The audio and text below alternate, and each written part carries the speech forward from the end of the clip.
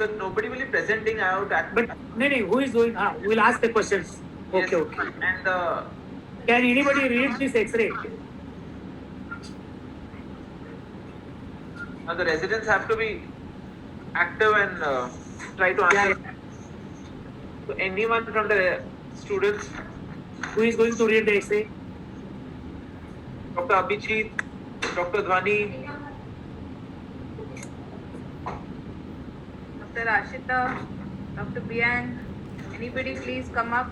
Dr. Ankit. Sir. So this is an X-ray abdomen, X-ray showing a chest and abdomen of an infant. Yeah, go ahead. And I'm able to see a funded gas arrow, but the intestinal gas is obscured. Okay. So it may be malrotation, sir. Malrotation with? Malrotation with volvulus. Yes. Why you say so? Because there is no intestinal air. Yes. There is gas abdomen, paucity of gas distally. So there could be a malrotation with midgut volvulus with gangrenous bowel. Yeah? Yes, ma'am. Yes. Another less emergency kind of situation and rare. Pyloric stenosis. Stenosis? Atresia, pyloric atresia. Exactly. Pyloric atresia will cause such thing. Yeah. So, what are we'll discuss pyloric atresia. So, what will be the findings again in pyloric atresia, like clinical findings? How will the child present? Child will present with non-bilious vomitings. The vomitings may be projectile or non-projectile. Yeah. There will be increase in the frequency of the vomiting, and in chronic cases, child may present with electrolyte imbalance. Any examination points? Clinical examination? Child may have a visible gastric peristalsis. Yeah, there will be epigastric fullness. Yes, exactly. And any association, clinical association, which is more prominent there in pyloric atresia, which is important. Clinical association with pyloric atresia. Associated anomalies, no? Yeah, which is more common with pyloric atresia.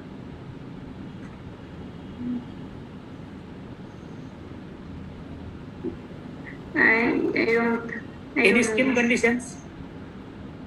Any skin conditions you see in pyloric atresia? I don't know. Yeah, you see epidermolysis bullosa? Correct. Yes. Yes. Any other rarer condition apart from pyloric atresia? Very rare.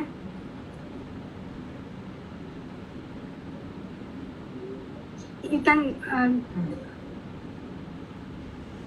Hello? Yes, ma'am. There can be an antropyloric duplication, which can cause gastric outlet obstruction, and that can cause such a picture, which is very rare actually. That's a very rare type.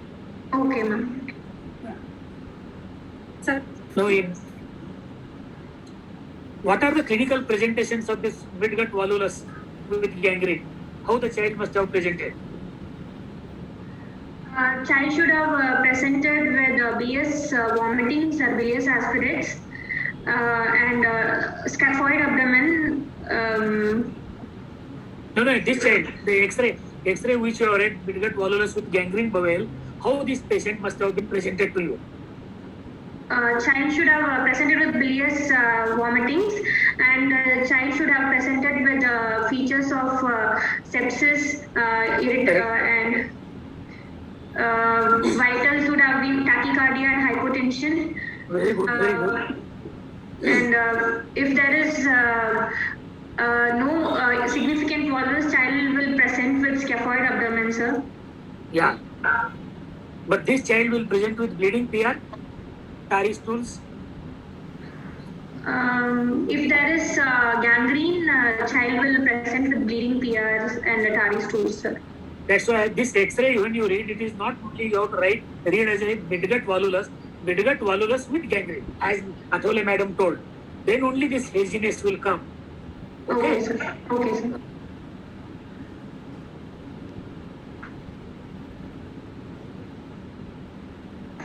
Next.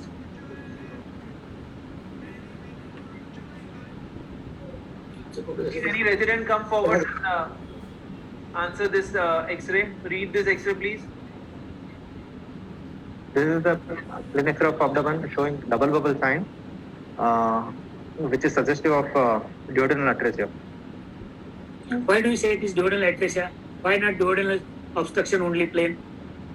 There is complete absence of gas shadow in the lower abdomen. That's why you should read complete X-ray. Double bubble shadow, paucity of the gas in the rest of the abdomen, which suggests and presenting in the newborn period, it goes in favor of duodenal atresia. Okay. And they, Yes. If there is clinical suspicion of duodenal atresia and you do not find such a typical picture, then what will you do further to confirm? if the child has an NG tube, I would like to inflate the NG with 10 ml of air and then take an X-ray to confirm it. Yes, exactly. You will inflate with 30 to 60 ml of air and then repeat the X-ray. Yeah. Yes. Then can you tell me the types of duodenal atresia? What are other conditions which will give you double bubble sign? Duodenal web Yes, and annular pancreas, correct.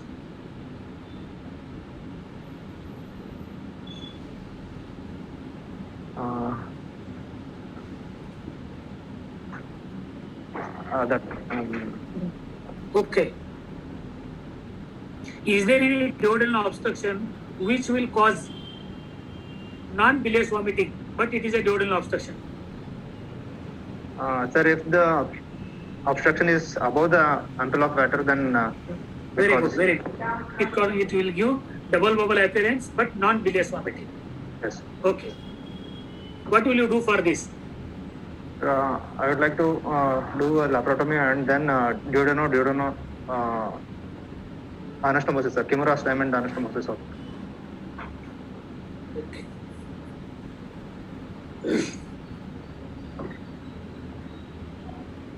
Anything at all you want to ask? There is lack of gas beyond that. If you find a gas shadow with some gas shadow with double bubble sign, the diagnosis would be Duodenal web, madam. with rupture. With the central fenestra.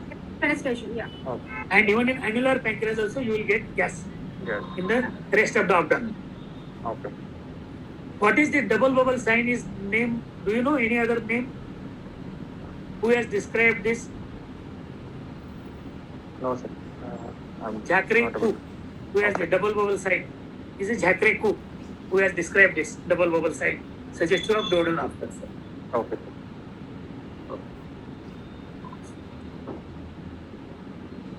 Can you go for next? Yeah. Yeah. One second. Same thing. Do you want to? I mean. Same. Okay. Any of the residents, please come forward. Dr. Dhwani, Dr. Abhijit, Dr. Chini, Dr. Priyank. Anyone, Shweta. please. Shweta. Shweta. Sarvesh. Please, someone come forward. Don't waste time. So this is Dr. Yeah. a bone X-ray babygram showing us a single large bubble in the abdomen, maybe suggestive of cloaca or What? Suggestive of? common cloaca, pouch, ma'am. In case of anrectal inflammation. So it's suggestive of a small bowel obstruction, but there is a single Okay. air bubble. So it can be a case of anrectal malformation in which there is a pouch. Yes, very good. There is a large pouch which is seen in the lower abdomen, with a gas shadow in the stomach and paucity in the lower abdomen. Yes, you can ask 1 or 2 questions to the examiner. Was there a patient has what anal opening is there or not? If he says there is no anal opening, your question is right. Your answer is right. It is a improper anus with a pouch colon. If there are associated calcifications in it, then No, ma'am, we cannot see no. calcification. If there are calcification, if you could see some calcifications, then what would be your diagnosis? Ma'am, there would have been antenatal perforation.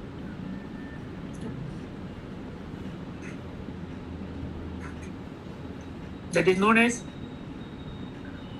meconium peritonitis. Meconium peritoneum. That is with giant cystic variety or cyst variety. That is containing peritoneal fluid. Okay. Yes, sir.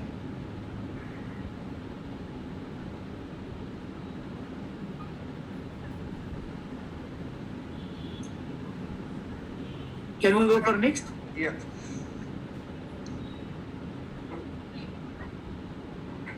Dr. Sarvesh, Dr. Shruti, Dr. Priya,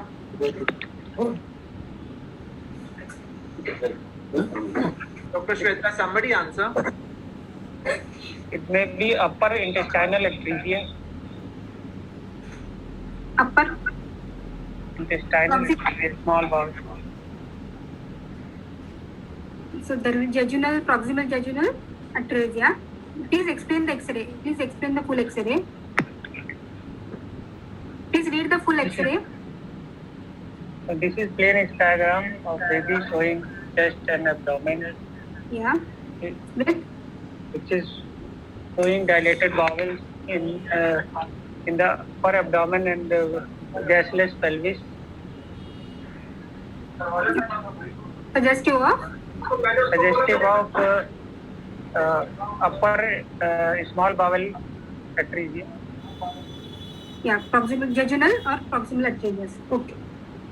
Distal jejunal or proximal eye.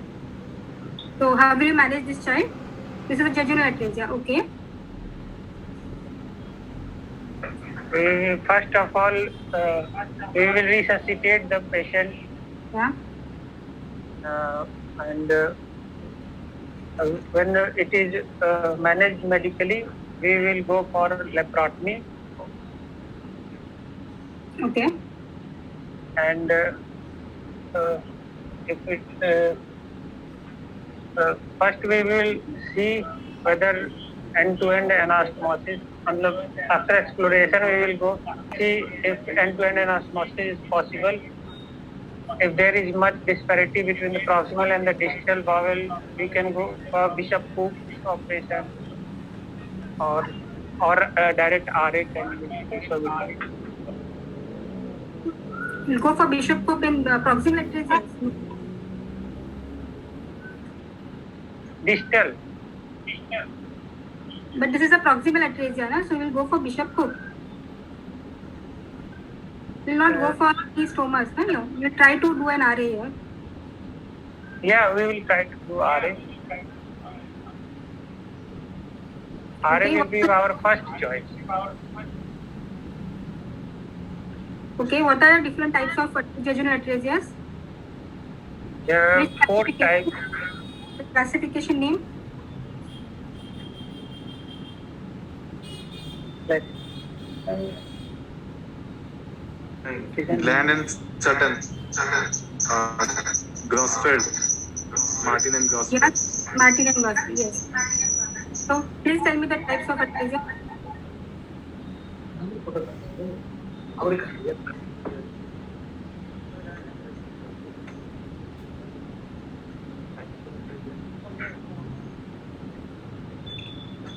Type of atresia. Type of jejunal atresia. Types of jejunal atresia. He has told me just now. Yes, told. Okay. Okay, then. Should we go on to the next slide? Yeah. Good.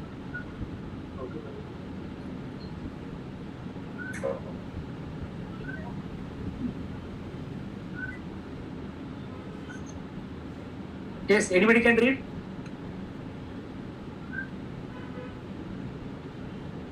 Look at it.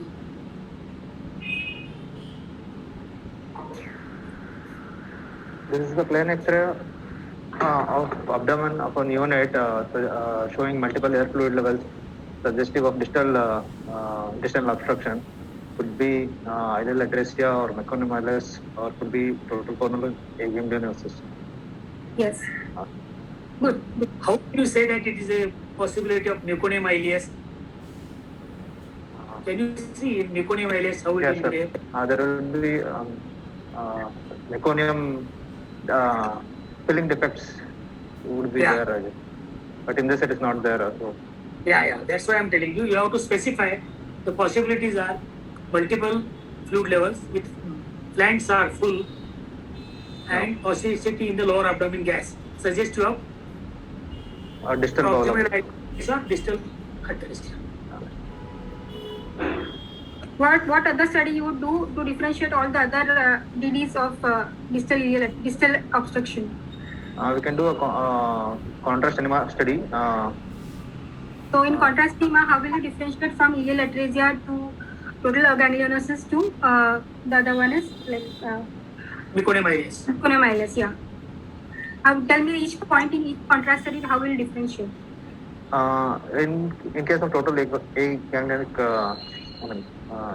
aganglionosis, there will be like a question mark sign. Yeah. And And as more specific point, yeah, it will differentiate from ileal atresia. There will be more reflux into the ileum, no? ileum. That- Yeah. Yeah. Your dye will not go into Will the go into the Ileum. to the ileum, and there will be air fluid in the ileum also sometimes. Okay. And in meconium ileus, what else will we find? We'll find filling defects. We'll Filling find multiple defects. filling defects. when your dye will go into the terminal ileum, you will get a filling defects. Okay. That pellets along with air tap in between the pellets. That Okay. suggests of meconium ileus. Okay. And it will also reflux into the proximal dilated system. Yeah. Okay. Yes.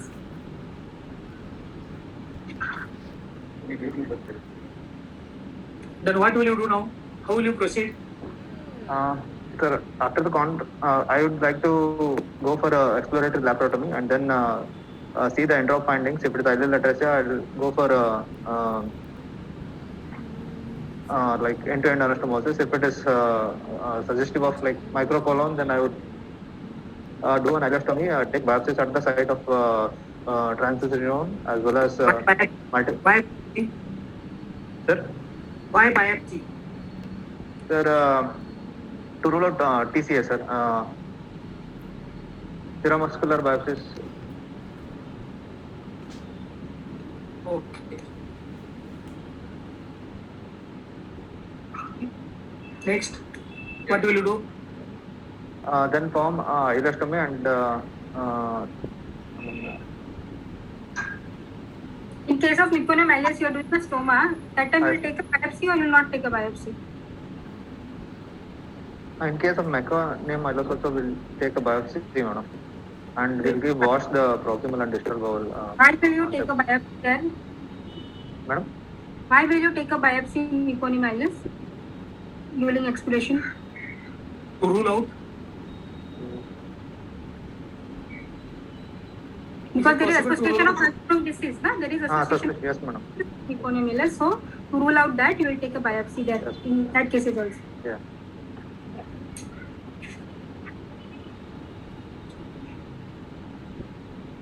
Can you go for next? Yeah.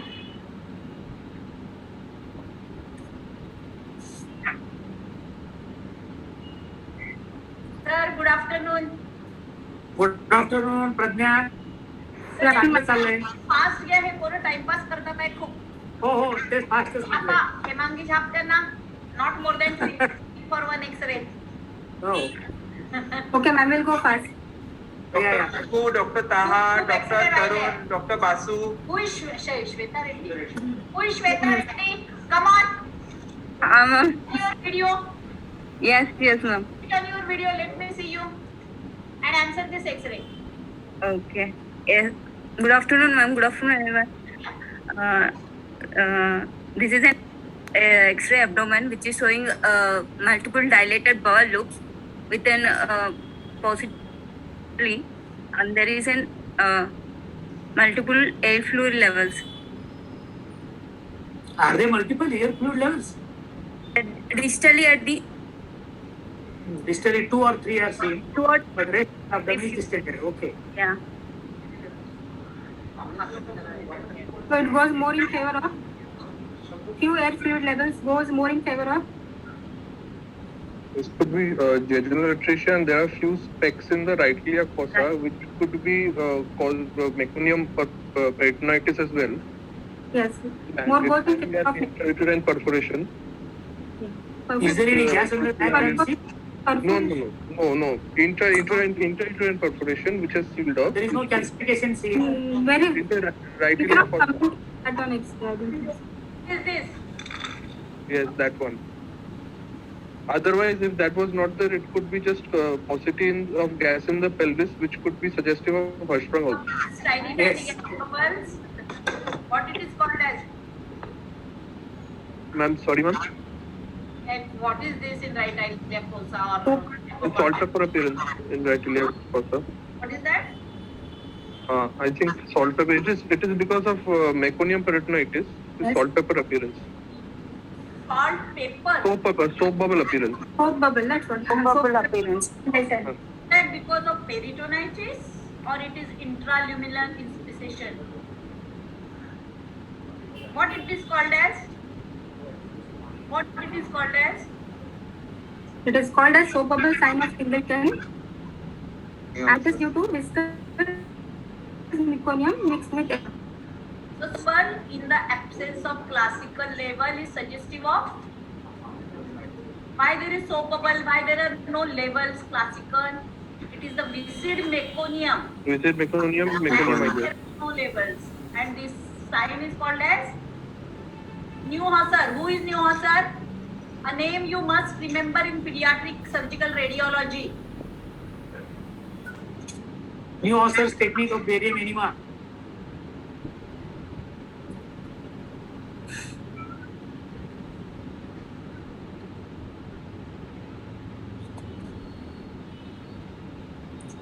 Hello. Yeah, Hello. Yeah, who was answering? Please go ahead.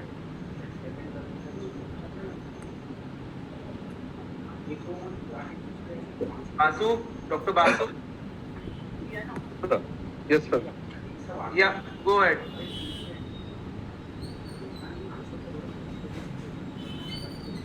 अरे someone answer. So what? Hemangi त्यांना समजावून सांग. Mayur Soni. So this is No, X. ma'am. So you have explained it, man. You explained. We'll go further on the next X-ray.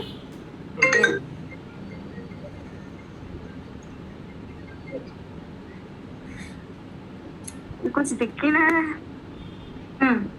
Who's reading it? Dr. Ashita?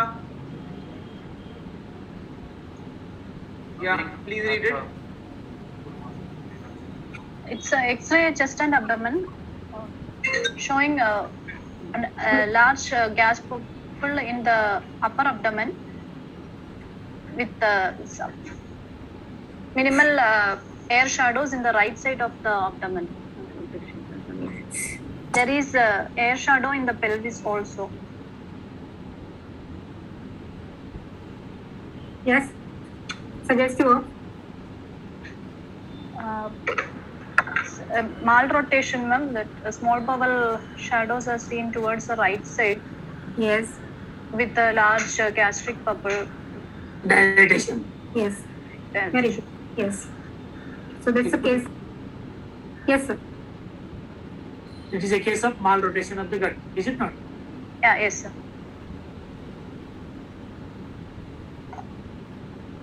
So what are the findings you see on malrotation? What other sinister finding you can see on malrotation X-rays? Like your on this plain X-ray, what you should look for? Patient comes to you in emergency and giving such an X-ray. What other finding you can see if the patient is clinically unstable? If volvulus is there, then there will be gasless abdomen. Yeah, there will be gas in the diaphragm. Yeah. We'll go to the next slide. There is Yeah. malrotation. Yeah. Dr. Vibhu, Dr. Tarun, Dr. Taha. So it's a contrast study, upper GI contrast study. आपको mute करना पड़ेगा. So it's an upper GI contrast study, which is showing the dye in the stomach and it is entering through the duodenum, which is continuing on the same side of the spine.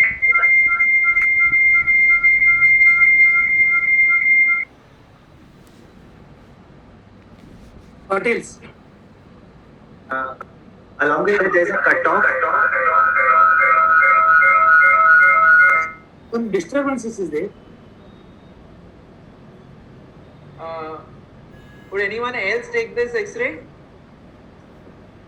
So this is an upper GI contrast study showing contrast going up to the small bowels, and the proximal small bowel, most likely suggestive of malrotations. Why do you say malrotation? So we can see here the DJ is on the almost on the right side of the Correct. Very good. and it is below the line of the gastric outlet. Sir. Yes. But why there is a sudden break between the dye which is at the gastric outlet and even starting at the first part of the duodenum?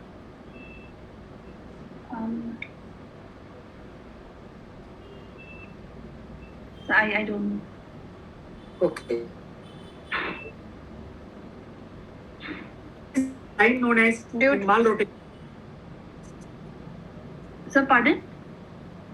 What are the other signs described in the radiological picture of malrotation? So we have the whirlpool sign also.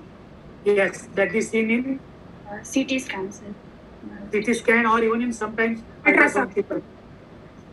In US also you can see. On dye study, yes, some has mentioned signs. There will be beaking and there will be corkscrew sign. Corkscrew sign. So in case of yeah.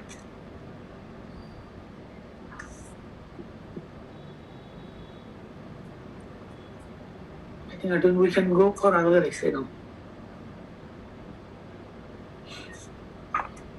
Dr. Vibhu, Dr. Tarun.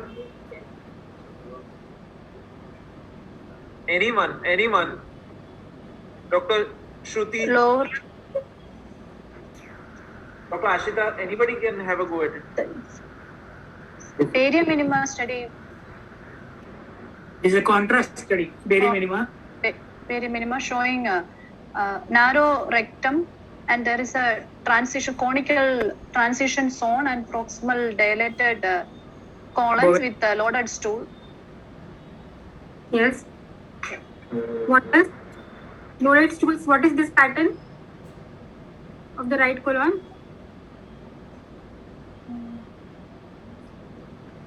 Hostrations. Yeah, sawtooth appearance. So this is a sawtooth appearance with edematous bowel loops. You can see the edema there. So what it is suggestive of? Enterocolitis. Yes, in case of Hirschsprung disease. Yeah. Is barium or Conrad? In Hirschsprung, you use barium or Conrad? Barium, madam, for 24 hours film, we need to see the retention of the barium to diagnose Hirschsprung When you disease. use Conrad, when you use Conrad, when you use barium in case of Hirschsprung disease? In newborn child, we will use contrast to rule out other meconium ileum, and it will be a treatment for meconium ileum. Yes, it will be a treatment, and in older children you use barium because for better definition. Yes. And to see the 24 hours picture. So what will be the clinical signs of enterocolitis in a patient? how will the child of enterocolitis in Hirschsprung disease present?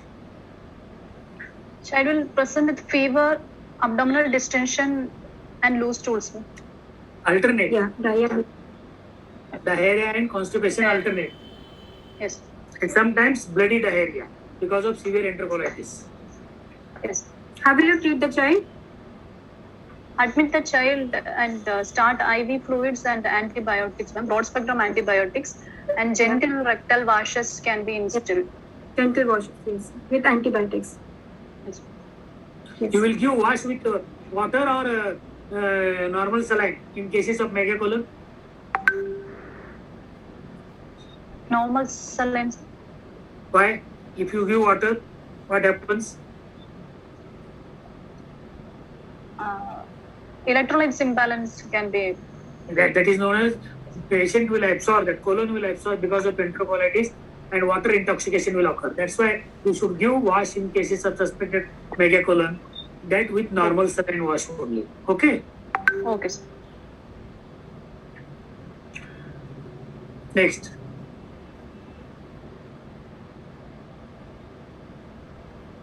Dr. Shruti Tiwari.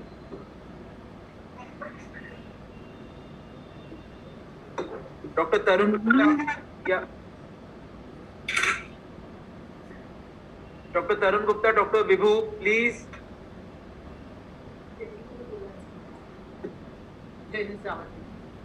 Dr. Jenny. Hello, am I audible?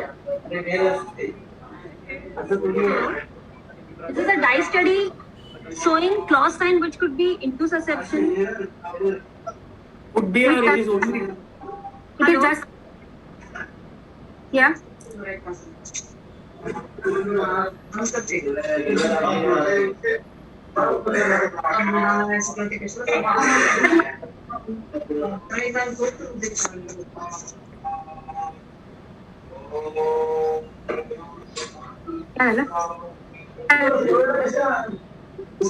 Explain the whole. Hello. Hello. We are not able to hear. There is some Hydrostatic reduction of intussusception. Serial X-rays taken showing hydrostatic reduction of intussusception. We can see the intussusception moving up, and at the end of the study, we can see the contrast entering the ileal loops. Exactly.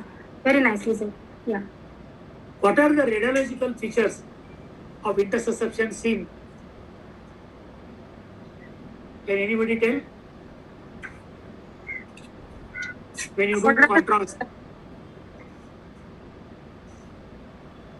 Target sign. Yes. Kidney sign. Target meniscus donut sign. Yeah.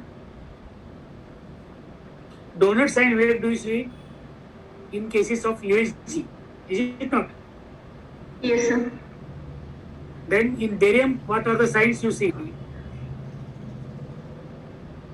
Claw sign. Yes. Sign, coil, spring appearance. Yeah. Yes, ma'am. Coil spring appearance also is Why seen do you see coil spring appearance in the case of barium? of intussusception. What is the Enhancement of the bowel wall with the barium. yeah? Please. Enhancement of the bowel wall with the barium. Yeah, there is enhancement obviously, but why do you see a coil spring appearance here? Valvae convenieties of the jejunum. The barium seeps in between the two interstices and intersusceptum. So it seeps inside. That causes the coil spring appearance. It seeps in between layers of two bowel walls. Yeah, that's why it is giving the coil spring appearance. Coil spring appearance. So on a plain X-ray, if you do what are the signs you see on a plain X-ray in case of intussusception, and what you should look for in a plain X-ray? This is a contrast study. I'm asking about the plain X-ray. Ma'am, you can see the presence of signs of intestinal obstruction. There will be absence of the fecal gas. Exactly. there will be meniscus sign or the crescent sign where the Yes, sir. interseptum is going into the interscipiens. And Yes. also target sign can be seen because of the right upper quadrant mass, if like more so in the USG, but even on X-ray it has been described before. If the child is clinically, if the child is clinically unstable and you're doing an X-ray, what do you look for in an X-ray? Air fluid level. Pneumoperitoneum. You see for the pneumoperitoneum, and then Pneumoperitoneum, so that you can straight away go to the operation theatre and not waste time in such cases. Yeah. yes, ma'am. Okay. And Next. I think, can please someone explain the procedure of hydrostatic reduction in a case of interception?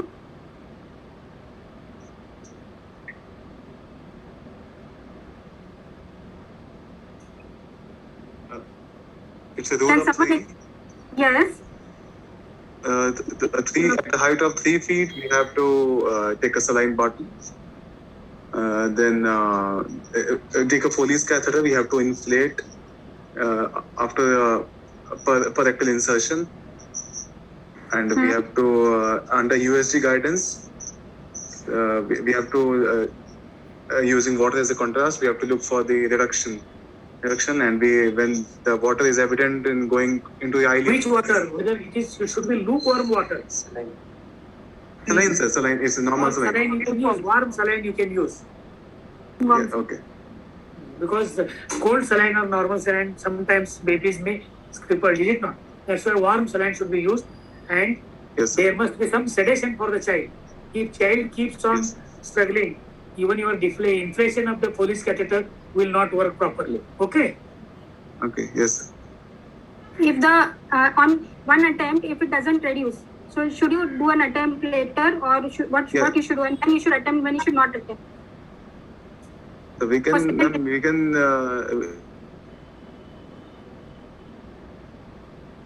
I think we'll have to go a little faster because for the session, a lot of X-rays are left. So, Okay. Identification of the X-ray and a few questions. Okay. Again, request the residents to be faster to answer. Please. Next X-ray. Let us Yeah. go for next X-ray. Yeah. So anyone? Michael. Yeah, Tarun. Yeah, Tarun, please. Yeah.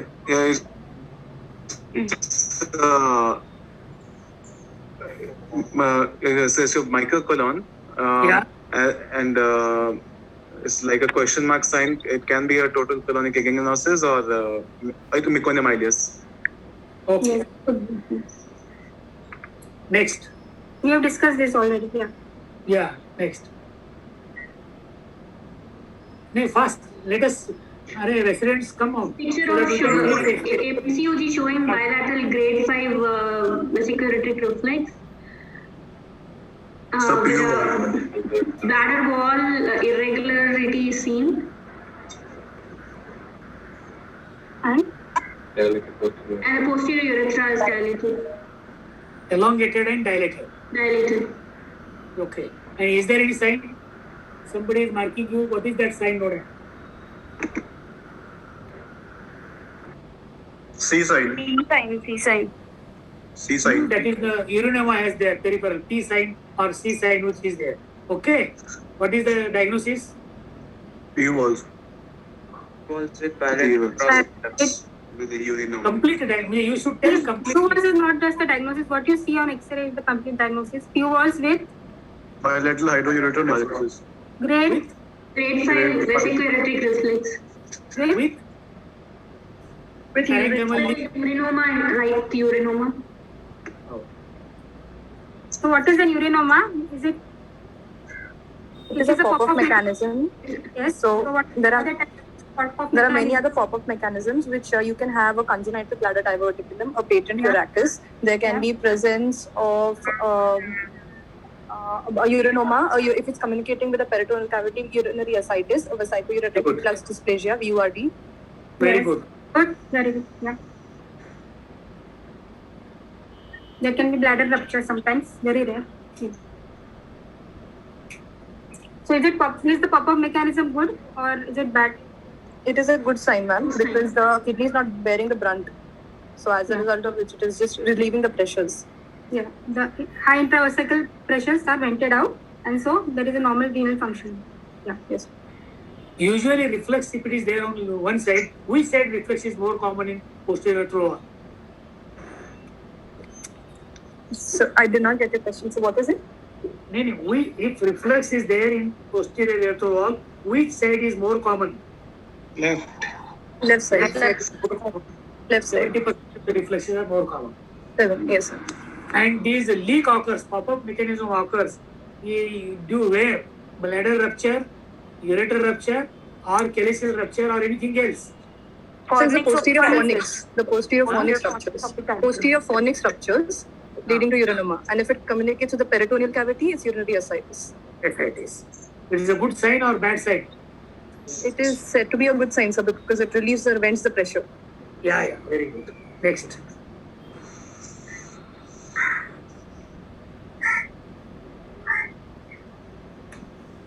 Anybody? Wait now, please. Dr. Shweta Reddy, Dr. Rakesh. Sir, it is more or less the same thing, which shows presence of a dilated and elongated posterior urethra. There is presence of an irregular bladder outline along with a distended bladder. There is a right-sided grade 5 HN hydronephrosis with hydroureter, which is indicative of a right grade 5 BUR. So my diagnosis would be mostly a posterior urethral valve with a right-sided grade 5 BUR. Can you grade the? Yes, ma'am. Can you grade the? Can you give the grading the viewer? Can you grade the viewer? The grades? 5 grades, yeah. Yes, ma'am. 5 grades. I do not recall the classification. Grade 1 Read it, yeah. Yeah, grade 1 till the half of the ureter, and grade 2 it enters into the pelvis but not into the kidney. Grade 3 they will be dilated ureters, and Grade 4? pelvic sheath calculus. Grade 4 the calculus are dilated but papillary impressions are seen. Papillary Grade 5 the papillary impressions are lost, and there is a dilated ureters. Yeah. Dilated and tortuous ureters. Yeah, dilated and tortuous. Next.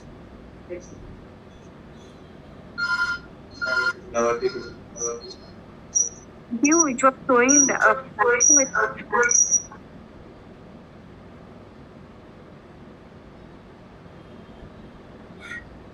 Yes, anybody, please. Also, it's a micturating cystorectogram and a oblique view, which is showing the bladder opacification with the diverticuli and diverticulum and the urine being refluxed into the ureter as well. It means that ureter is opening into the diverticulum. Yeah, it could be hard to say, so. In this view, it is looking like it is opening. Into the diverticulum, is it not? Yes, sir. Yes. Okay. How do you diagnose clinically bladder diverticulum? Clinically, so there is a incomplete emptying. So as a result of which, even after the child has passed urine, there still will be a palpable bladder mass which is seen, and the child will present with recurrent UTI also. Correct. Patient present with recurrent urinary, and after passing also there is a palpable bladder. That suggests it is a urinary diverticulum, possibly diverticulum of the bladder. Okay. What are the different etiologies of bladder diverticulum?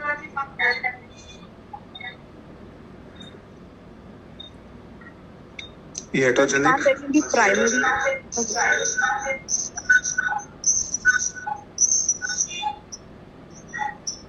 It either could be primary or secondary. Primary is usually because of the weakness of the muscle wall. So primary is considered as congenital. Secondary is usually due to an obstructive cause which has led to increase in the pressure in the bladder leading to a diverticular formation. Yes. Primary and secondary. Yes, it is called or syndromes. Go ahead.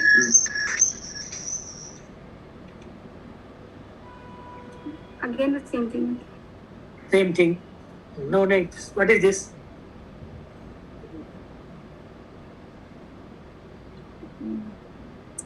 Can anybody read this?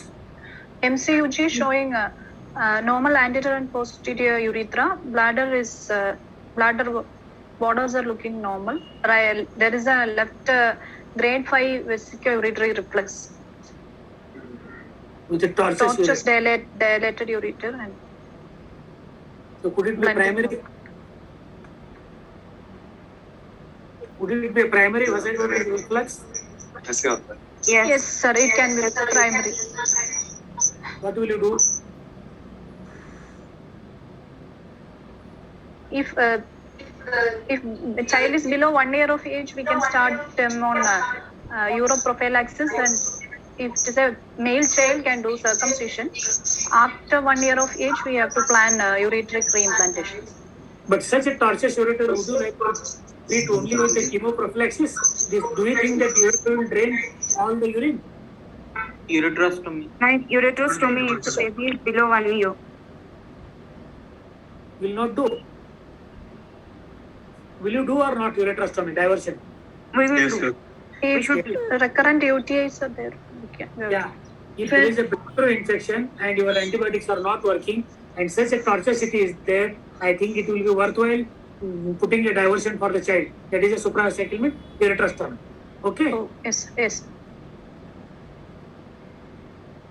Why reflux occurs?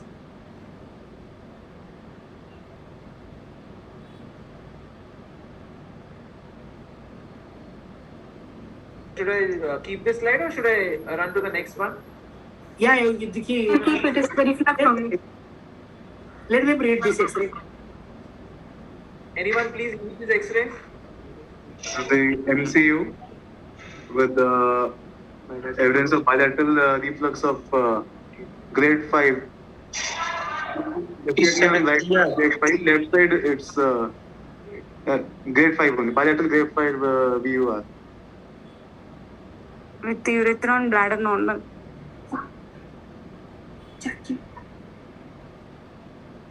Why reflux occurs? What are the causes of reflux?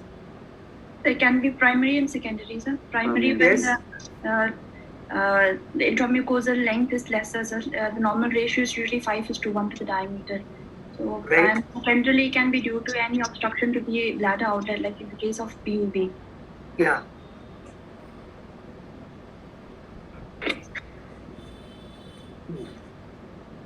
Treatment already we have told what is to be done for that. Okay. Yes. Now let us go for some other exercise now. Next.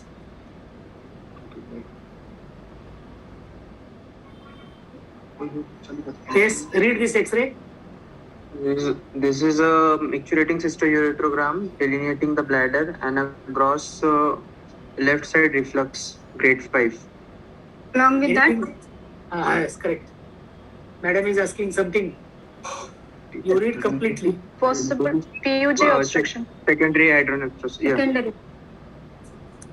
secondary PUJ obstruction. Yes. Yeah. How will you treat it? Yeah. What will be the line of management for this kind of patients? So, ma'am, we'll first treat the PUJ, do a pyeloplasty for the proximal obstruction, and then after interval we'll reimplant. Means first we'll investigate the urodynamics of the bladder, and then we'll do a reimplant if it is a primary reflux to see the First reimplant. So first will First, you I think do? we should do a diuretic renogram and find out whether the obstruction is at the level of there's a primary component to this as well or no. Primary PUJ component, PUJ obstruction component to this or no. And if there is a primary PUJ, then we'll operate the PUJ first. And then we can keep the patient on follow-up for the vesicoureteric reflux on chemoprophylaxis, and then as the child grows and as the indication comes, we can operate the vesicoureteric reflux as well. What are the chances that, as you suggested, primary PUJ is there? In this X-ray, if you read, there is a coiling of the upper third of the ureter just below the pelvis, skeletal system. Yes, sir. So this is a possibility.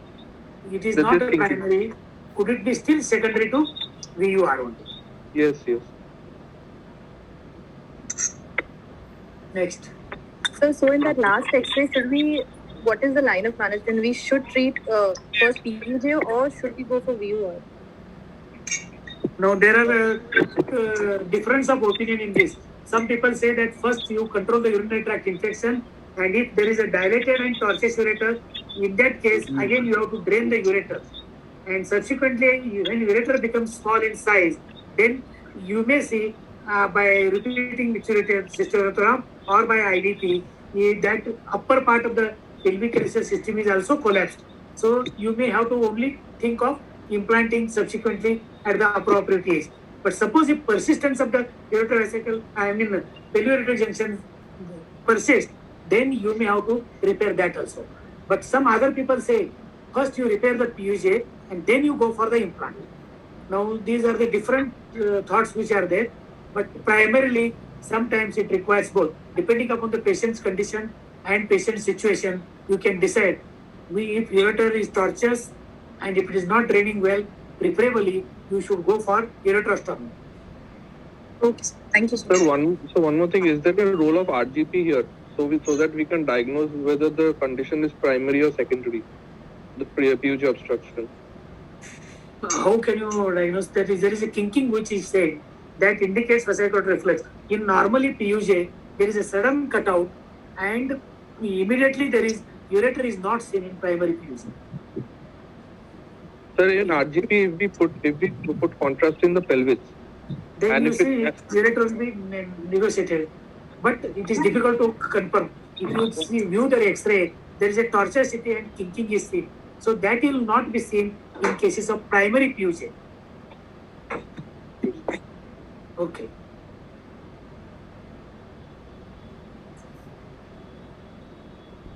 So next, please read this X-ray, Shweta. So this is an IVP study showing bilateral ureterocele with dilated left side ureter and mild dilatation of the right side as well. Yeah.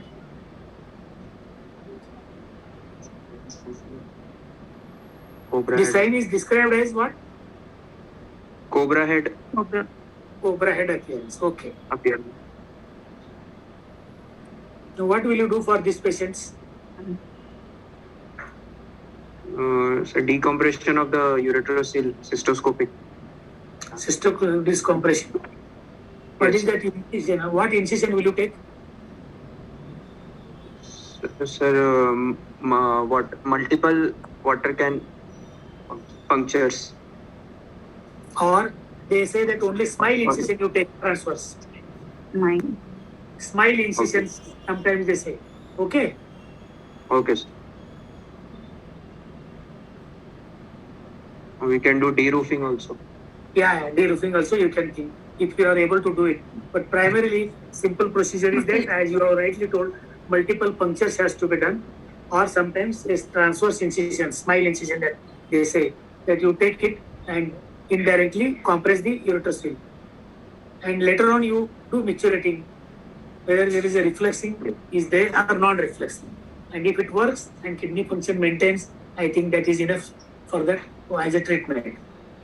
Okay. Yes. Will somebody read this?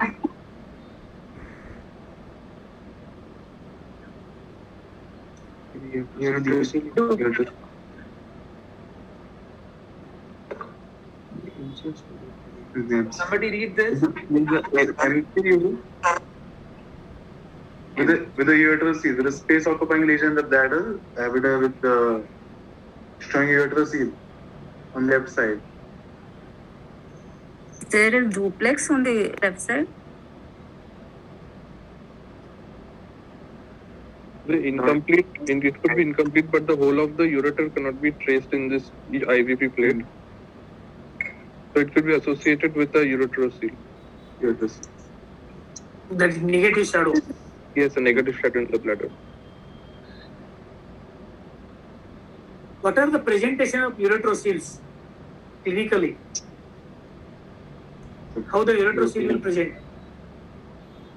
can be UTIs, Yes. bladder outlet obstruction. Mass per UTI, urethra. bladder outlet obstruction, Mass per urethra. Mass per urethra. Mass per urethra. mass per urethra. Very good.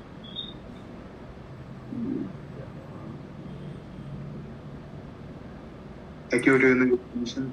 No, same thing as Difficulty in maturation. sometimes retention of the urine Retention because of of urine. mass Difficulty in collapsing. maturation. Okay.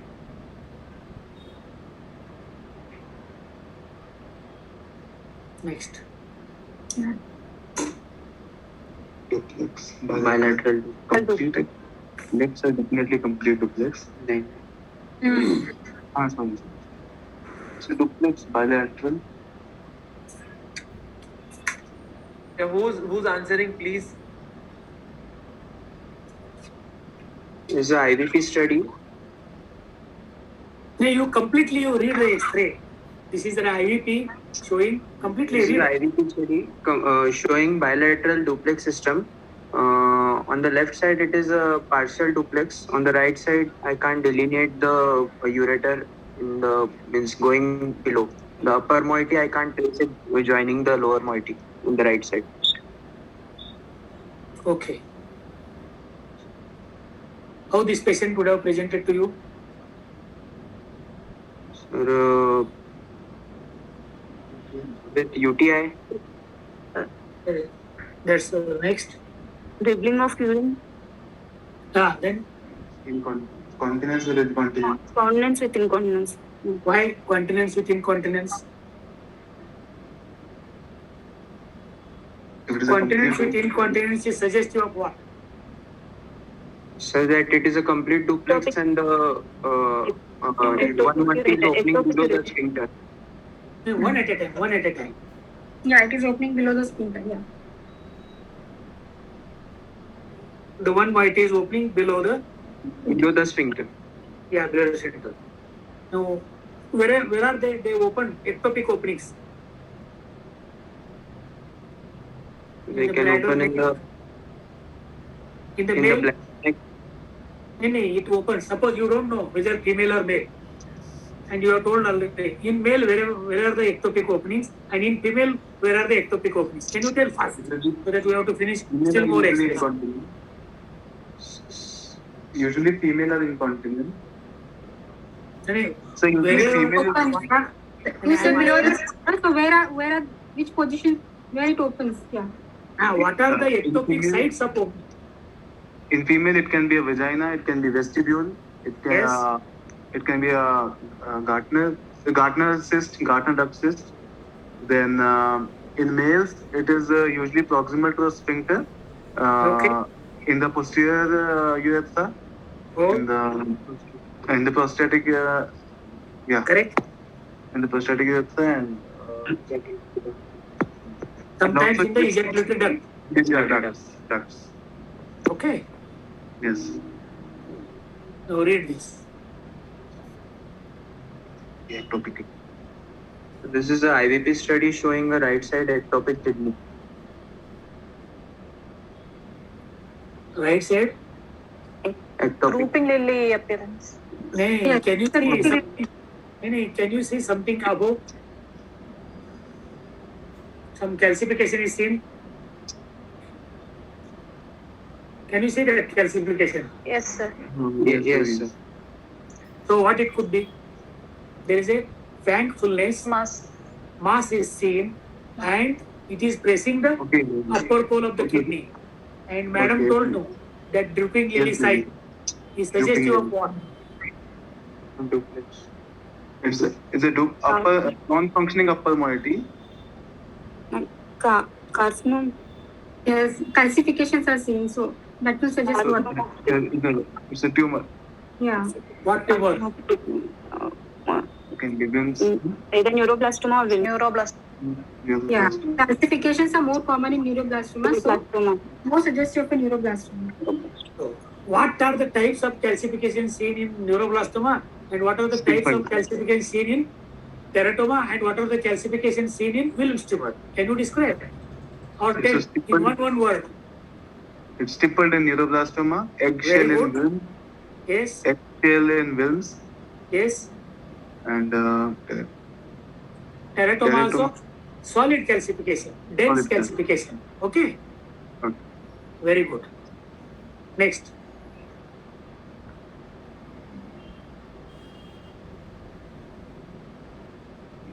No, read fast. We'll finish in time now.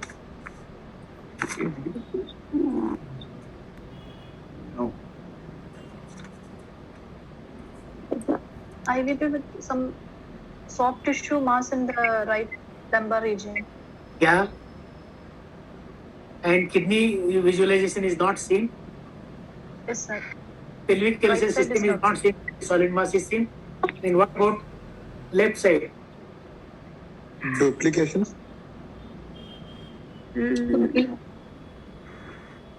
But the mass is seen, no?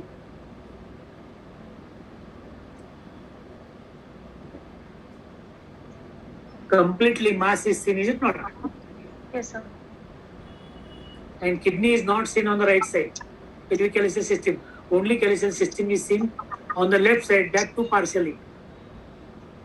So, what would be the DDs in this case? For the In such differential. cases, what are the DDs? Gross hydronephrosis. Yes, any? Yeah? Gross hydronephrosis. Okay, non-functioning kidney, yes. Tumor. Second? What? Can be a rectal tumor. Yes, tumor.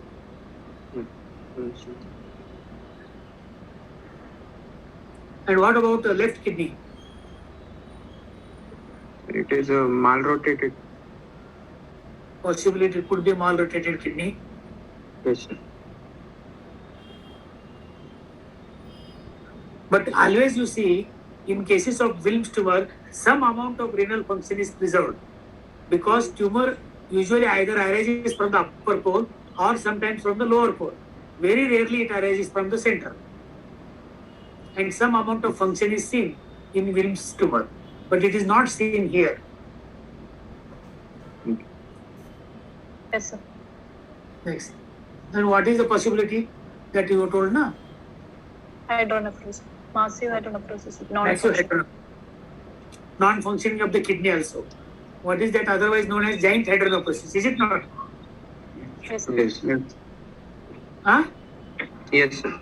But what is that definition? Giant hydronephrosis, how can you call or when you call? Giant hydronephrosis.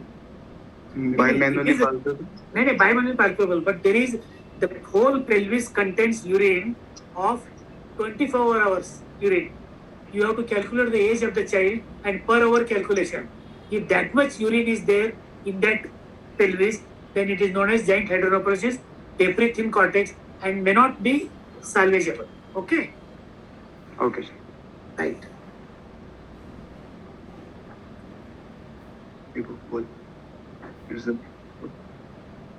We'll run through the X-rays now because we've overshot the time. Yeah.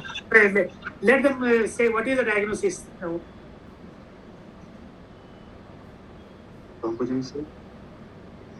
Tell the diagnosis. Read the X-ray. Thrombogenic cyst. You're doing the diagnosis. Mass occupying lesion of homogeneous density in the upper lobe, in the upper field of the left hemithorax. Rest of the upper medial and lower zones of the right Okay. lung. What is the diagnosis?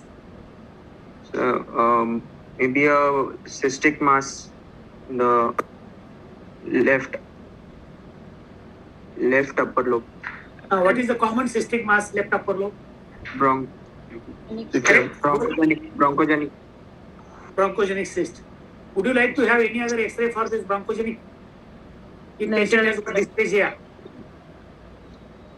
Lateral view. Correct. You should have lateral. And if patient has got dysphagia, you will do barium study. Okay. Next X-ray, please. Can you see that? Yes, sir. Yes. Okay. They have taken barium swallow, is it not? Yes. So this is a possibility of bronchogenic cyst, is it not?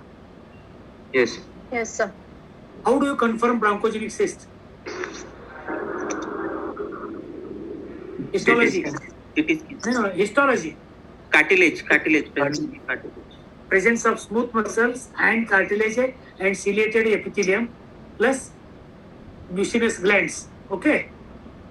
Okay. Right. Next. I would just like to add in this X-ray, there are a few vertebral anomalies here. Yeah. Very good. Vertebral anomalies are seen nicely here. So is it a duplication? Can you entertain some other diagnosis when he has What is called as Fogart duplication cyst. So what are the entities seen in Fogart duplication cyst? You'll see a bronchogenic cyst, you'll see an enteric cyst, you'll see a neuroenteric cyst. So all these are the possibilities in this case. In this case, because of vertebral. Very good. Yeah. The vertebral anomalies are seen here. Right. Fast. Anybody? What is the diagnosis? Foreign body. What is that? When it is in the esophagus because carina is above that. So what will you do for this? Injection. Esophagoscopy. Esophagoscopy. Retrieval. Is there any other possibility without rigid scopy? Can you do? Police retrieval. Correct. Police retrieval. And what will you tell the patient? Suppose if you are doing rigid bronchoscopy or esophagoscopy, this coin might go or this foreign might slip because of anesthesia and giving scoline. Is it not? And it may go in the stomach. Then no need to worry, it will pass. It will pass. It may Correct. Okay. Next. Yes. Open safety pin. Can I have the lateral one? Yes, you can have lateral this. This is the trachea. This is the trachea. This is in the trachea. Why you are saying so? So because in air column and esophagus should be just in front of the vertebral column. So there is and I can see this air column. The whole trachea can be seen. Where? I don't think so. In the esophagus, I going to. Esophagus would be collapsed, ma'am. But trachea is a continuous column which we can see in this X-ray. I don't think so. Please put the Esophagus has to be. Now you see Because esophagus usually is in proximity to the vertebral column. So yes, possibility it could be in the trachea, as you are saying rightly. But the one X-ray which this was, probably it is in the esophagus only.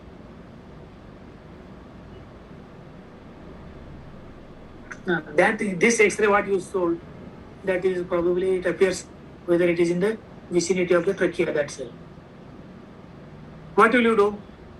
Suppose if it is in the esophagus, what will you do? And if it is in the trachea, what will you do? Flexible bronchoscopy with retrieval of the foreign body. And what care will be taking?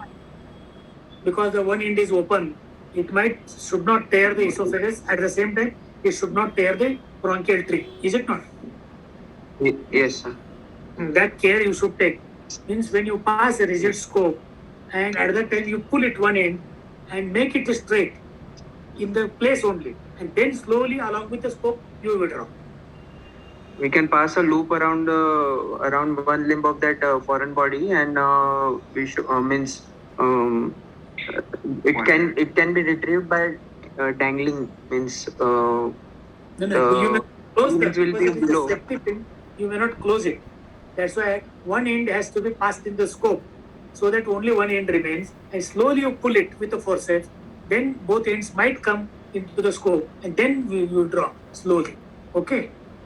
And slowly you should withdraw. Otherwise, it should not hurt the either bronchial tree or esophagus, whatever it is. Next. Yeah, he did fast. This is the red rubber tube restricted, showing the blind upper pouch of the esophagus, type C esophageal atresia with tear fistula. Okay. Why do you say fistula? because I can see the abdominal wall gas. Gas in Right. What are the other signs you will see in a case of TOF? Yeah. What are the other signs you will see in an X-ray in a case of precursor fistula? Aspiration, we can the signs Right apex aspiration. aspiration. You will look at the heart shadow also to see for any Yes, cardiac. yes, we can. right aortic also. You see for any Associated vertebral anomalies also. You see for any rib anomalies also. That may be associations. Vector. Vector, yeah. Yes. Next.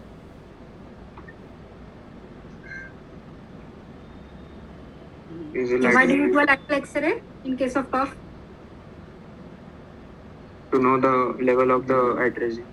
Level of the fistula. Level of fistula. Level of the fistula. Level of upper pouch.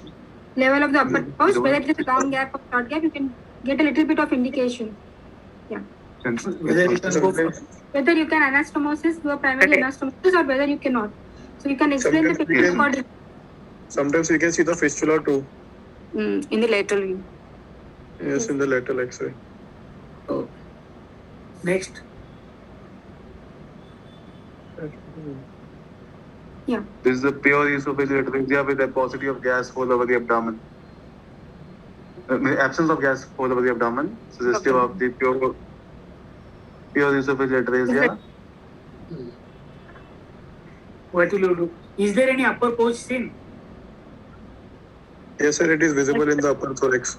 Yes. Gas is seen in the upper. Gas shadow. That is known as esophagogram. Okay. Right. What will you do It's for esophageal activity?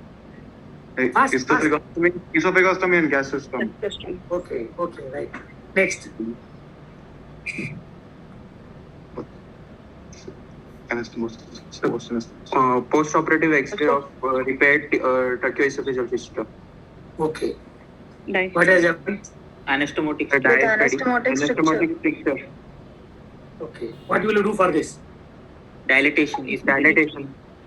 Oh. Balloon dilatation. Balloon dilatation. Esophageal dilatation. Serial dilatation. Serial esophageal dilatation with balloon. Balloon. Metallic dilator. Metal gum elastic bushes. Gum elastic bushes are there. You have to slowly dilate with that one. Because balloon and all those things, sometimes you may rupture it. Gradual dilatation should be done and repeatedly it should be done. Okay. Okay, sir. And suppose if it is not possible to do. In this case, is it possible or it is not possible? It's not possible. Why? Very stenotic opening. On the contrary, it is possible. Can you see that the barium column which is coming fairly large, you may able to dilate it. Okay. Yes. And be able to dilate and succeed. Now, next, what is this?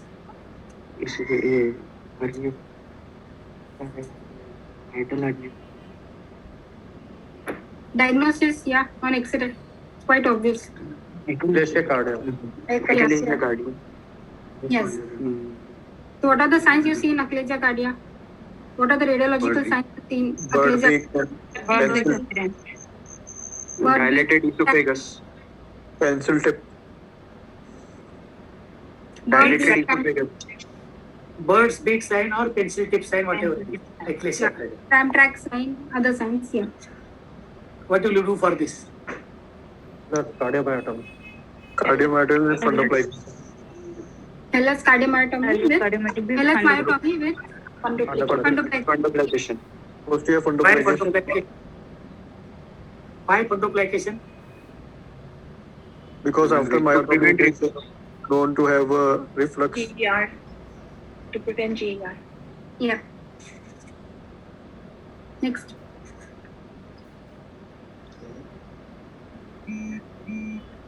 Pneumoperitoneum. X-ray of the abdomen showing pneumoperitoneum. I don't. Football sign. Yes, I think so. It's a supine X-ray supine हो गया. Sorry. Yes, fast. You're telling it right. It's a pneumoperitoneum. Peritoneum. Continuous diaphragm sign. It looks like the football sign only. The sign of Yeah, I'll just run through the slides. I mean, Yeah, you go. there first. is Nothing. Yeah. What is this? Perioperative cholangiogram. Intraoperative cholangiogram. Yeah, can you explain? Someone explain the procedure of intraoperative cholangiogram? How will you do it in the case of biliary atresia? We'll take a small subcostal incision, right subcostal incision, evert the liver and try to find the gallbladder. If there is a proper gallbladder visible, we'll take a purse string suture in the fundus, and then in the middle of that suture, we'll introduce a butterfly a scalp vein. And then once our fluoro machine is in the position, we'll inject the dye and see for the passage of the dye from the gallbladder into the small bowel. If that is not visualized, that is one confirmatory sign. But in case that is visualized, then we have to take a bulldog clamp and clamp the CBD and then inject the gallbladder again to see the passage of dye within the intrahepatic radicals. So we have to check the passage of both antegrade as well as retrograde into the hepatic ducts. And if either of them is not visualized, we will confirm that it is biliary atresia. Good. So here what is in this cholangiogram? What it shows? Intrahepatic biliary ducts are present. बहुत भी ज्यादा कि नहीं. If there is, yeah. Bolo. It looks like cortical system. Intrahepatic biliary radicals can be seen. On the right side, yeah. It can be seen on the right side, and it's also entering the bowel. It's a Yes. little. It's entering the bottom. So in this cases, what we will do? What you will do further? Just biopsy liver. Just take a liver biopsy. Yeah, you do a liver biopsy and come out. Yeah. Do a liver biopsy, which is important, and you come out here. So the next slide is of choledochal cyst. So why do you do? Yeah, nowadays, no one does in a cholangiogram in a choledochal cyst. But what is the importance of doing a cholangiogram in a case of choledochal cyst? To see any accessory duct. Yeah, to see any anatomic variations which can be seen, and to see for pancreobiliary malformation. Yeah. What is the dilution of how dye? What kind of dye you use, and what is the dilution you use in a dye? How you dilute the dye? You use a dye triazole and you dilute 1:1. Yeah. Okay.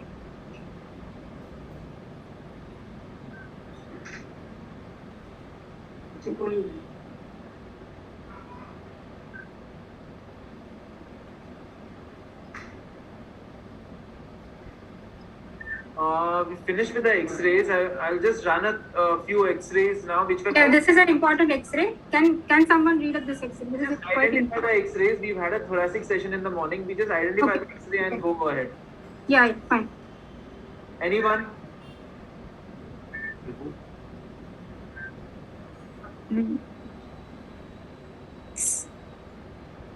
No one? No one is there. This is X-ray Someone of the said chest. X-ray of the chest showing hyperinflation field in the right-sided hemithorax. Could be. Wait, there is also. you are incomplete. There is a mediastinal herniation. Yes, sir. Mediastinal. Could be. You can see the mediastinal hernia. That has to be mentioned. This child will presented with respiratory distress. What is the diagnosis? Could be congenital lobar emphysema. Central pneumothorax. Why? No, who says congenital lobar emphysema and who says pneumothorax? Please say why. The lung body. There are no bronchoscopal markings, so it's a pneumothorax. Another important sign. The diaphragm is pushed down. Tracheal shift is there. You can see the hilum, the lung to be shifted at the costophrenic angles, which you see in CLE. And in pneumothorax, the hilum of the lung will be shifted towards the center. Mediastinum. Mediastinum, yeah. So that is the important sign to differentiate between a pneumothorax and a CLE. But in this case, you see round appearance plus lower part of the lung is very well seen. So it goes more in favor of congenital lobar emphysema than pneumothorax. Yes. Because there is a horizontal place, then mediastinal septum and sternum is there, but this goes in favor of congenital lobar emphysema. Can you see the lower counter is roundly plus collapse of the lung is seen, and in cases of pneumothorax, the whole lung is collapsed and it is seen like a solid mass in the center of the that is the mediastinum. Yes. Can it be a cyst because bronchoscopic markings are not so prominent here? So can it be a congenital lung cyst? It's also a contributory It's a possibility. Yes, But in a cyst with the air, when you see, you must be able to see the fluid level, but which is not able to see in cases of cyst. If it is an air is seen, that is impression. Probably I feel it could be still lower emphysema. I don't know. What is the possibility? I feel it is CLE. Must be CLE, na? Yeah, it is CLE. I feel it is CLE. Yeah. Next. ये भी वही है. See, this is right side herniation. आगे. Right upper lobe herniation. CLE, right. So it is a right upper lobe CLE. Yeah, fast. Just. Diaphragmatic. Fine. Diaphragmatic. Right-sided diaphragmatic hernia. Okay. With sac, without sac. It is with sac. With sac. It is restricted, so we will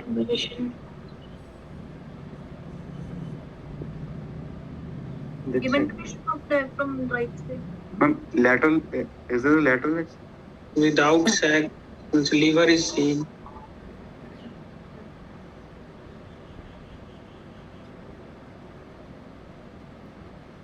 This is Left side That side PDH, congenital diaphragmatic hernia without sac. Without sac.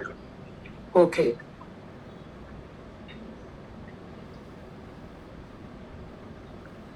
So this is diaphragmatic hernia. Diaphragmatic Morgan. Yeah. but the Morgan hernia which is there, you have a lateral film also. Lateral. Yeah. Can you see? Now you see that one. Okay. Now this is Morgagnes. Next. So this was the last X-ray. Okay. So thank you very much, sir, Dr. Vijay Patil sir and Dr. Himangi Athavlet for conducting this session, and thank you to all the students also who actively participated. Thank you, sir. Thank you, sir. Thank you very much. Thank you. At the outset, I would like to thank on behalf of my co-partner, the organizers, and particularly Pragnya and you all for giving us an opportunity to share and learn something more from you people. Thank you very much. Thank you, sir. Thank you, madam. Thanks a lot, ma'am. Any communication? Now, actually, we've overshot the time, but we have the last session of specimens. We've got around 10-12 slides. We'll run it through. Dr. Neha Shinoy will be joining us for this session. Dr. Neha? Yeah. Yeah. Please switch your video on. Okay. So again, I want the students to participate in this. We'll just run through the specimens. You'll have to identify, and maybe Neha, if you want, you can ask a few questions. Okay? We run out of time, so let's just make it fast and quick. Okay? Okay. So Dr. Neha Sisodia Shinoy is the Associate Professor in Pediatric Surgery in Naya Hospital, and I'll be conducting it with her. Good evening, everyone. So students, Apple peel. Apple peel. yeah, okay. And so which type is it? 3B. This is type 3B according to the Martin and Gosford classification of degenerative atresia. What are the other types? 1 to 4?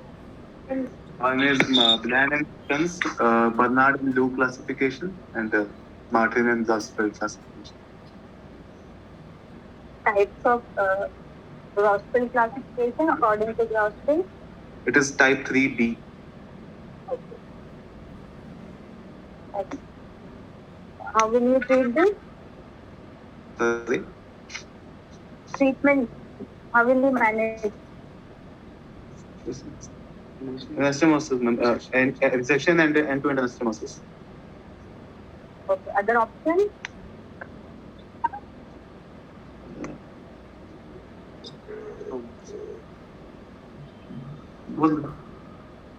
Guided stoma, barrel stoma.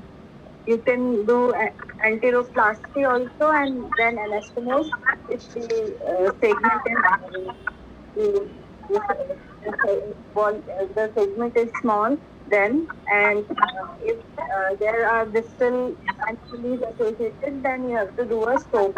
A specific type of stoma which you have already discussed in previous section, like trying to do this. You have to do that. There is associated bowel anomalies different then. Okay? Yes. And next slide. Gastroschisis. Why? Not why? There is no covering sac. There is no sac and matted bowel, edematous, and umbilicus can be seen. Means the cord is attached to the umbilicus above on the left side. The bowel is coming out from a defect right to the umbilical. Okay. Not through the umbilical. And more differentiate. How will you differentiate with the omphalocele? There is a sac. Have a covering sac. And organs can be seen in omphalocele involvement. Yeah. And how do you manage this? Anyone, how do you manage this? By placing a silo, since we cannot go for a primary reductions. You mean in this case or in general you can't go for a primary reduction? In this case, because the bowel is edematous.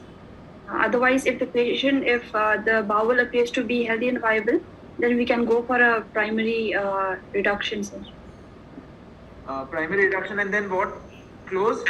So we can either go for primary closure if we have enough of skin, if it's lax. Otherwise, we can create a ventral hernia. And what else you can do? Sutureless closure. Have you heard about that?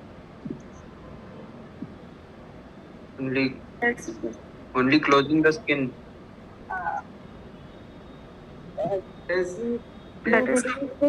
We reduce the content and then we preserve the umbilical cord, and that with umbilical cord still we cover it and let it heal by secondary intention. That is sutureless repair after reduction.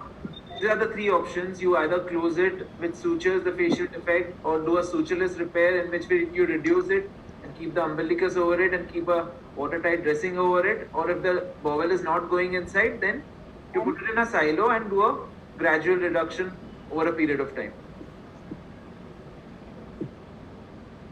Easy one, please. Pyloromyotomy. Yeah, you want to ask anything?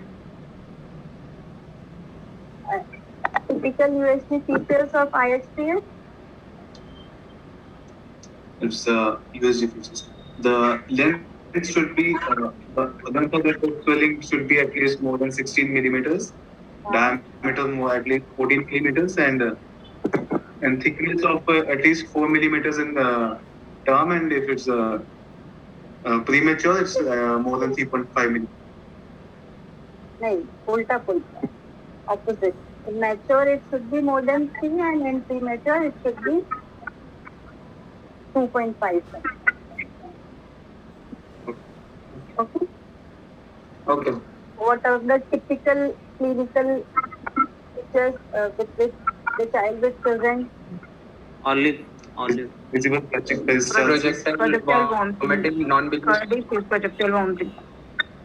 Non-bilious projectile vomiting. hungry baby, hungry child, Times Dehydrated. and on examination, what will you find? There is presence of the classic olive. There will be presence of visible gastric peristalsis going from left to right side. In how many percentage classical olive is palpable or present?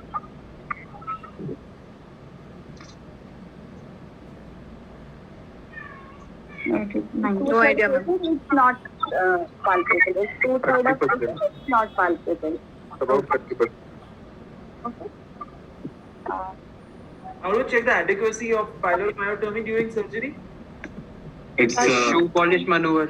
shoe shine maneuver. One is shoe shine maneuver, and while incision, it takes a turn when we reach the duodenum. So and after that, we check with the shoe shine maneuver. It is. What is that? By holding both the edges between the index and the thumb finger of both the hands, we can do a shoe shine maneuver. Means slide it. Move vertical, side to side. So what exactly is the shoe shine maneuver? I couldn't understand. It's holding both the edges of pyloromyotomy with the both with index and between the index and thumb of both the hands, and And it's trying to slide up to the up down movement, and trying to slide over the mucosa. So it will be a easy The movement. edges should move independent of each other. Okay. Yes, sir. now, in case if you injure the mucosa, then what we will do in this case? We'll suture the mucosa and do a pyloromyotomy on the other side. Not considered avascular. Avascular.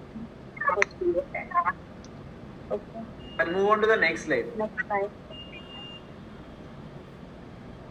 Volvulus. Midgut volvulus. Malrotation with Malrotation with volvulus. volvulus.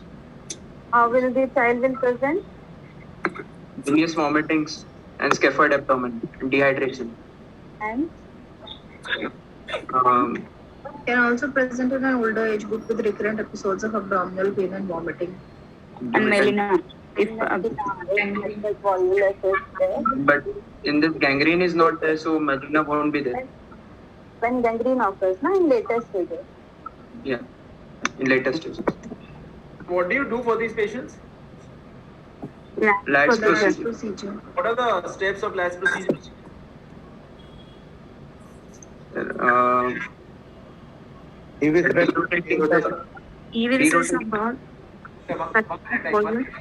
Lats band adhesive axis, Irritation and appendectomy, What is the first step? Evisceration of the bowel. derotation of the Yeah, bowel. next. Then derotation of the loops. Yes. Then Lads bands, lace. adhesive. Bowel mesentery widening. Widening of mesentery. Root of mesentery. Yeah. Cauterization of duodenum. Duodenum. And appendicectomy. And placing the small bowel in the right side and the large bowel on the left side. Cecum is on the left side. Cecum on the left side and small bowel on the right side. Yeah, you want to ask anything else? No, we can move to the next slide. Anyone wants to attempt this?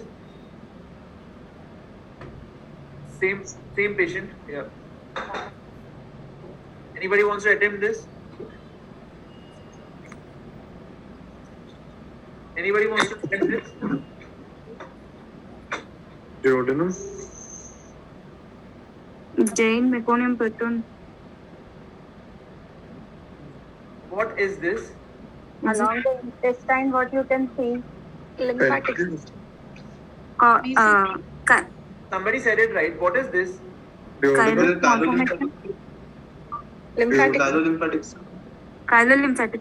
Yes. So you can see a segment of intestine here, and you can see multiple cysts here, which is filled with. Lymphatic. Yeah. What is it exactly? Mesenteric cyst. The type of mesenteric cyst. Okay. How can it present? How do they present? They can have it could be asymptomatic, or they can be presence of a palpable abdominal mass. Then it Pain in usually moves abdomen. perpendicular to the mesentery. There can be compression system symptoms if they are large enough. Yeah.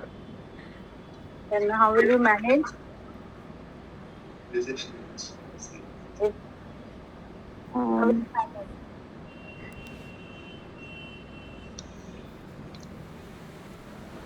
Hello. Yeah. How do you manage it? Excision. Resection and Excision of the cyst is possible. Yeah. If not possible, then Then resection anastomosis of the adjoining bowel. Because many a times it shares a common wall with the bowel. So while excising, there might be chances of devascularization of the bowel loop, a portion, a segment. So along with that, we will have to do a resection anastomosis. okay. You can either go for enucleation or RA then. if you can spare the vascular supply, get away with nucleation, but most of the time you have to do a resection anastomosis. If it is going into the root of the mesentery and if it is, near the major vessels, then maybe you have to do something like a marsupialization or sclerotherapy. But there are chances, if you leave that behind, that there are chances of recurrence as well. Yes. I'll move on to the next. Multiple polyposis? FAP. Familial adenomatous polyposis. Yeah, which part of the bowel is this? Large bowel. Large colon. This is the cecum with the appendix with the entire colon. Yeah, this is like a specimen of a total colectomy. So do you see these patients commonly? How frequently do you see polyps in pediatric surgery? Open. No, Rare. rare. Rare. Very rare. Very rare. Okay. I will rephrase it. Do you see polyps in a pediatric surgery OPD? Yes. Yes. Rectal polyps. Yeah. So how do they present? Upper rectal bleeding. Rectal bleeding in a mass coming out of parrot. Mass prolapse usually in a 5-year-old, 3 to 5-year-old child. Good. And solitary polyp usually. Yeah, and what else? They prolapse, and what else do they do? Painless PR bleeding. Painless PR bleeding, right? So what do you do for them? Polypectomy. Polypectomy. Sigmoidoscopic usually. And histopathology. Yes. Yeah. So what do you see in the histopathology? What kind of polyp? Kind of polyp it is. If it's a juvenile polyp, it is fine. We don't need to do anything else. It is usually hamartomatous juvenile polyp. Yeah. And if it has features of familial adenomatous polyposis or any other Cowden disease or whatever other types of polyps, then we have to manage accordingly. We have to put the child on supervision. We have to take family history and screen the family members as well. Yeah, good. Then, So and for, yeah, Neha. for this child, how he will present, and what other associated anomaly you can see in this child clinically? Pain in abdomen per rectal bleeding. Interception. Diarrhea. And associated other clinical features? Puce lip pigmentation can do. The puce juggles, if it is. No, not this. It's familial polyposis colina. Then you will find supernumerary teeth, then dermoid, other associated carcinomas like hepatoblastoma. These are associated with this. So after they have resected the segment. Now, after resection, what they have done, what procedure they have done, what are the options after this procedure? There is colectomy They can with put the child on end ileostomy, or Yeah. the child can, or a ileal pouch may be created, a J pouch or a W pouch may be created. JWS pouch or ilioanal anastomosis directly. directly. Usually pouches are preferred. It helps to work for as the ileocecal valve has been removed and there are chances of persistent refractory diarrhea. So that's why you prefer to create a pouch so that there's some amount of stasis of the stool.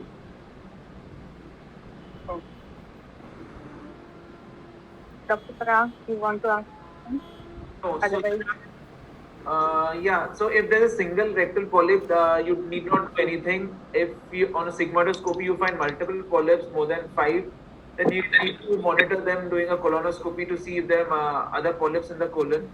If it's a juvenile or a hematomatous polyp, then it is usually, I mean, you need not worry. Adenomatous polyps, you have to take, I mean, keep them in serial monitoring because they may be having a familial adenomatous polyposis and they may have malignancy in the future. If there are more than 5 juvenile polyps, then even they have a higher chances of malignancy. So you have to send them to your gastroenterology colleagues to do serial colonoscopies. What is this? Choledochal cyst specimen. Gallbladder specimen along with the wall of the choledochal cyst excised. What is the classification? Rodani's classification. That Alonso is in Pirani's classification. Can someone quickly tell me what are the types? The type 1 ABC, 1A is the cystic dilatation, then D is secular, C is fusiform, then second is it's a diverticulum, and 3 is choledococele, 4th is both intra and extrahepatic dilatation, and the 5th is only intrahepatic. Okay, what is type 5 and known as? Calories disease. How will they present and what will you do for them?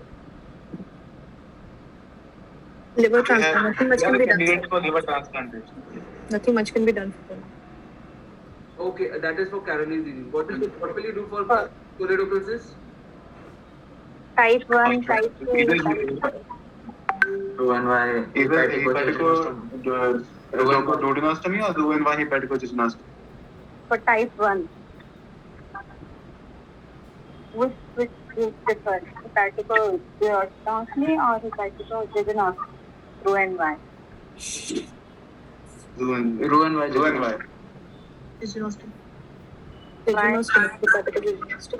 Why not duodenostomy? Hepaticoduodenostomy. The chances of reflux and gastritis, biliary gastritis. And in some studies, subsequent carcinoma development is also given. That's why. And for type 3, what will you do? For type 3, Sphincterotomy. Introtomy. ERCP was introtomy. Sphincterotomy. and for type 4, A. Again, Type 4A. Intra and extrahepatic.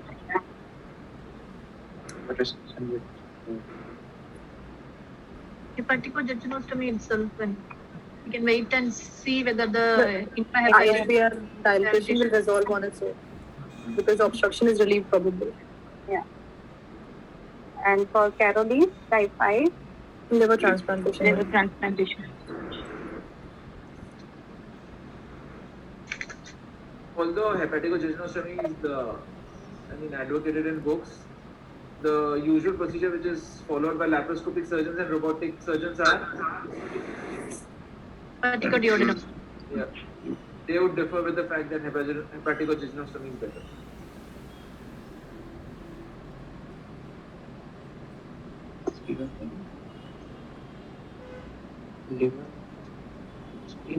Is it Identify the organ at least. Liver mass. Liver mass. Very nice. So what would be the Different. EDs here? What would be the masses, benign masses which arise from the liver or the malignant masses? Mesenchymal hematoma. Adenomas,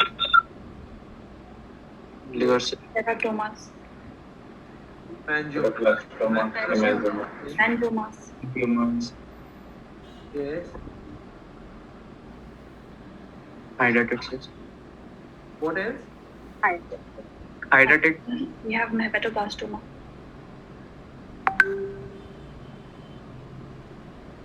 This is actually a picture of a mesenchymal hematoma. You want to ask anything else? We can proceed to the next slide. What is this? renal tumor, renal mass, nephrocyte. Yeah, we had an entire session. Upper quarter. Yes. The specimen. Nephroerectomy. nephroerectomy, The upper pulmonary veins tumors. Could be a Wilms tumor. What else? I mean, if this was a surgery for Wilms tumor, do you think they need to do something else as well? Lymph node sampling. Yes, that should be added in this session. Yeah, you want to ask anything else? We had A session was whole session was there na for this. No, we can proceed to the next. Yeah, what is this? Yeah. The Fetus in situ.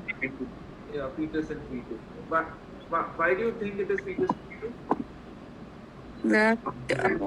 all the structures of from derived from all three legs can be seen here. Well-formed structures.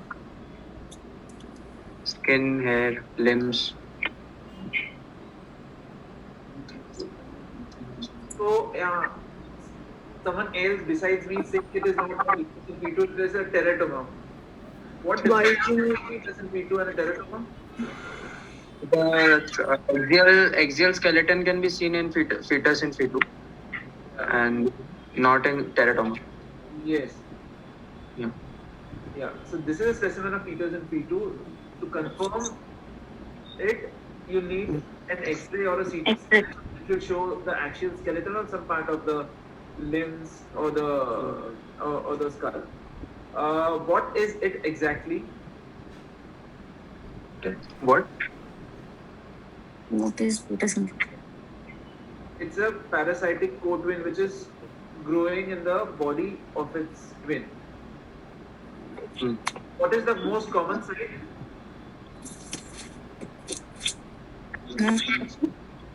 Most common site is present.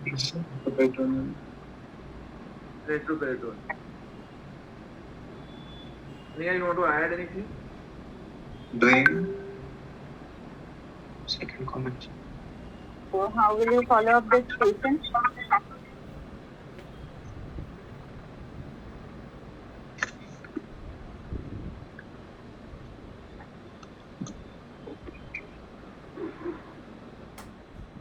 Follow up for this patient. You follow up this patient. Don't know.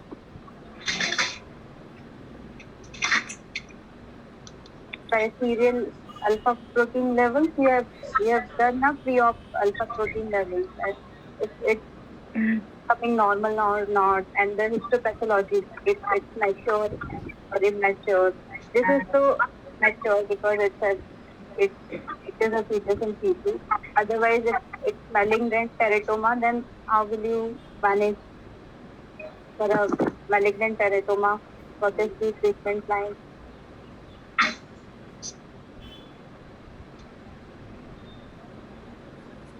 So read up everything. You want to add anything? No. I'll go on to the last slide. Yeah. I think this will be covered in the case tomorrow. What is it? Does anybody? Biopsy. dilated colon with biopsy site. Biopsy site. Okay. This is the dilated colon. This is the ganglionic segment, and they've done a biopsy.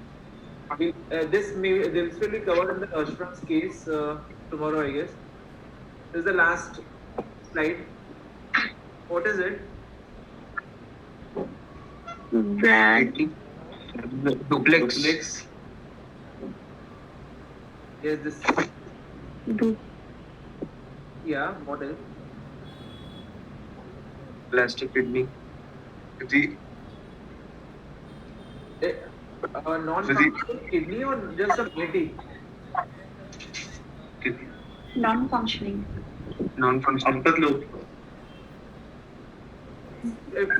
Do you think if just the upper pole is non-functioning, we'll want to remove the entire kidney out? No. Entire kidney is not. Higher upper and lower moiety. Yeah. How are the ureters looking? Dilated. And how's the kidney looking? Fibrotic. Small size. Yeah, the kidney is small size. is plastic. The ureters are dilated. Which pole is more affected usually in a case of duplex collecting system? Upper pole. Upper pole. Upper pole. And what is the Mayer-Weger's law? The ureter of the upper moiety opens into a much more distal and The recording has stopped. in the bladder. The ureter of the upper opens distally and medially. distal and medially. Ureter of the upper Opens laterally and almost to the normal side. To the lateral. The upper moiety opens inferiorly and medially, while the lower moiety opens laterally. So what happens to the upper moiety ureter? It is refluxing ureter. It's an obstructed system. Obstructed. Because of the Ureteroceles. Yes. So the upper moiety ureter is usually obstructed and the lower moiety ureter is? Flexing. Okay. Anything else you want to add Neha? I think Neha has just gone like... No, I'm there. So, how this patient can present to you? Presentation of this patient. Repeated episodes of UTA. Pain in abdomen. Pain in abdomen. Fever. Lump? If a complete duplication is there, continence with incontinence in female. Yeah. And how will you manage? Depending upon the function of the moieties. Yeah. So if the upper moiety is non-functional, then we can go for a nephrectomy. What investigation you have to do first of all? EMSC scan. First of all, you have to get a patient comes to you with UTI and all this, then what you do? Directly you do a DMS. No, ma'am, we'll get a urine culture and go for an MCU to see if there is reflux. Yeah. Ultrasound. Yeah. Then depending upon the etiology, you do this scan.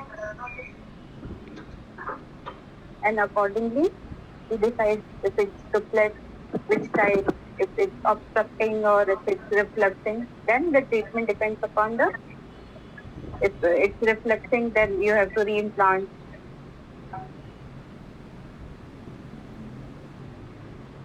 Then follow up, if you have done a reimplant of this patient, the duplex moiety, reimplantation has been done.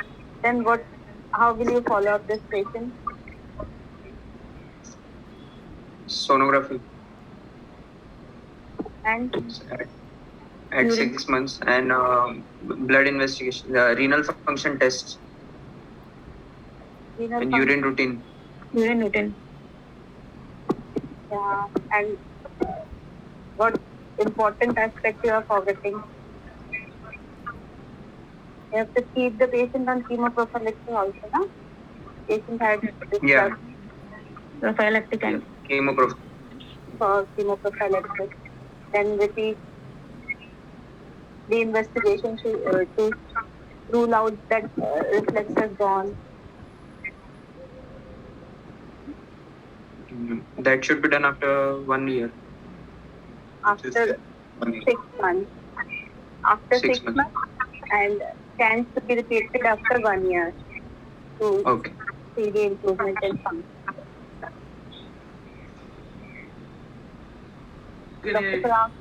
Yeah, that's it, I guess. You'll have to read up for the residents. You'll have to read up duplex renal systems and their surgeries at different levels. How do you manage that? Surgeries for ectopic ureter, surgeries for uretroceles. How will you manage upper moiety problems, lower moiety problems? And I think you'll have to read it up. I think we'll call it a day now. Thank you, Dr. Neha. Thank you. For participating in this session, and again, thank you all the residents for actively participating in this session. We call it a day now, and tomorrow we join back at 8 a.m. The academic session begins at 8 a.m. tomorrow. Bye for now. Thank you, everyone. Thank you, ma'am.